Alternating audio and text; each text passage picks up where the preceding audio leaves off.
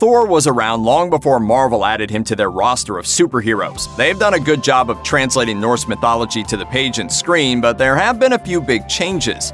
From Sif's hair to Hela's parents, here are the things Marvel changed about Thor's mythology. The most obvious difference between Marvel's Thor and the original figure, at least from a visual standpoint, is his hair color. The Odinson who hangs out with the Avengers is famously blonde, to the point of being nicknamed Goldilocks by a few of his teammates when they're feeling brave enough to throw shade at a guy who obliterates fire giants with his magic hammer. The original version, however, is usually depicted with a slightly different hairstyle. By Odin's beard you shall not cut my hair, lest you feel the wrath of the mighty Thor! In the book Vikings, A History of the Northmen, W.B. Bartlett cites legends that refer to Thor as being red-haired, red-bearded, red-eyed, as shown in much of the artwork that was around long before Jack Kirby designed Marvel's Thor for the comics page. In fact, Kirby did stories about 2 other versions of Thor before he co-created the Marvel character, with a red-haired look much more in line with the legends.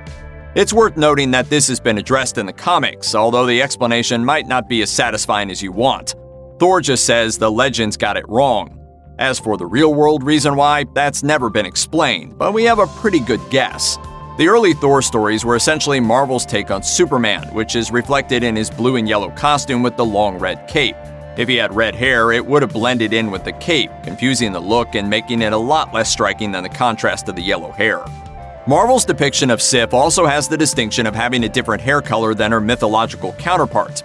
In the comics and films, Sif has always had black hair, but in mythology, her hair is golden, as in literally made of gold.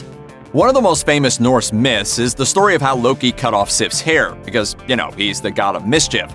To make up for it, he replaced Sif's hair with a new set of beautifully cascading locks that were magically crafted by dwarves. There's never been an official reason for Marvel's choice, but it's easy to assume that the change was made to make Sif more of a visual contrast with Thor on the comics page. There was, however, a suitably mythological incontinuity reason, in that Marvel's dwarves crafted her hair from the darkness of night rather than gold. The differences don't stop there, though. Sif in the comics is a fierce warrior, a shield maiden of Asgard, as deadly in combat as Thor himself. With all due respect to the original Sif, that's not quite her classic portrayal. The original myths depict her as more of an earth goddess, and in fact, many scholars suggest that Sif and Thor's marriage is symbolic of rain falling on crops. That marriage is something else that's absent from the comics. Marvel's Thor and Sif have a more on-again, off-again relationship on the page, depending on how the current creative team feels about Jane Foster. Sorry to hear that Jane dumped you. She didn't dump me, I dumped her. It's a mutual dumping. Jane herself is also a pretty big departure from the myths of old. Unlike Greek mythology, there aren't a lot of dalliances between gods and humans in the Norse stories. In the comics and the Marvel Cinematic Universe, some of the most long-standing and crucial elements of the stories are the mystical enchantments on Thor's hammer Mjolnir. Whosoever holds this hammer, if he be worthy, shall possess the power of Thor.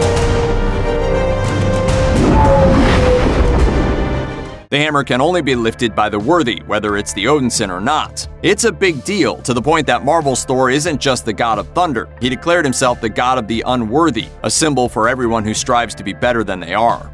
It's such an intrinsic part of Thor's story that if you're not familiar with the mythology, it might surprise you to find out that it's entirely a creation of the comics, and was added to the story so that Thor could have a secret identity. The myths have no such enchantment, and the idea that it would be added in order to teach him humility doesn't really ring true either.